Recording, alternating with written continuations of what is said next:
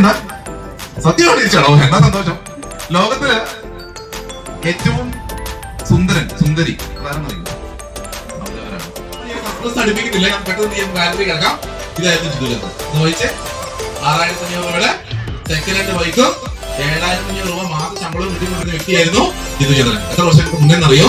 ഈ മോദി കെയറില് വരുന്നതിന് തൊട്ട് മുന്നേ. ബിക്കോസ് ഒരു 8 വർഷം മുന്നത്തെ കഥ. അങ്ങനെയുണ്ടോ? നമുക്ക് ഒറ്റ കാര്യം പറയാനുള്ളൂ, നമ്മുടെ മൈൻഡ് സെറ്റ്. അതേ പറയാനുള്ളൂ, മൈൻഡ് സെറ്റ്. ലോകത്ത് സമ്പന്നരായവരും ദരിദ്രരായവരും ചെറിയ വ്യത്യാസമാണ്. സമ്പന്ന എന്ത് ചിന്തിച്ചു? സമ്പന്നതയെ കുറിച്ച് ചിന്തിച്ചു. മറ്റവൻ ഒന്നും ചിന്തിച്ചില്ല. അപ്പൊ എന്തായി?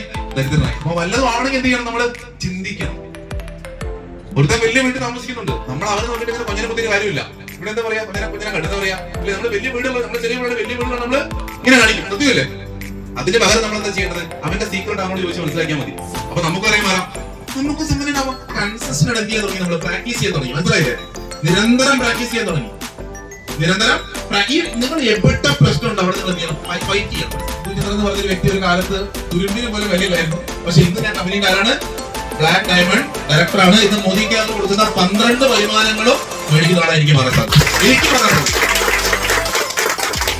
നീ എന്താ എനിക്ക് എടുത്തു പറഞ്ഞാ 6500 ബൈക്കും 7500 ശമ്പളം ഉള്ളവർ നേടാൻ പറ്റിയ നമുക്കിവിടെ മറ്റേ താഴെ എഴുതിയിരിക്കുന്നവിടെ ഒരാൾ ആരെങ്കിലും പെട്ടതുണ്ടോ? എന്റെ അത്രയും ആ മോശം അവസ്ഥ ഇവിടെ ഇപ്പൊ ഉണ്ടോ? ഒന്ന് കൈ 7500 ശമ്പളവും 6500 ബൈക്കുകൾ ആരെങ്കിലും ഉണ്ടോ? ഉണ്ടായില്ല.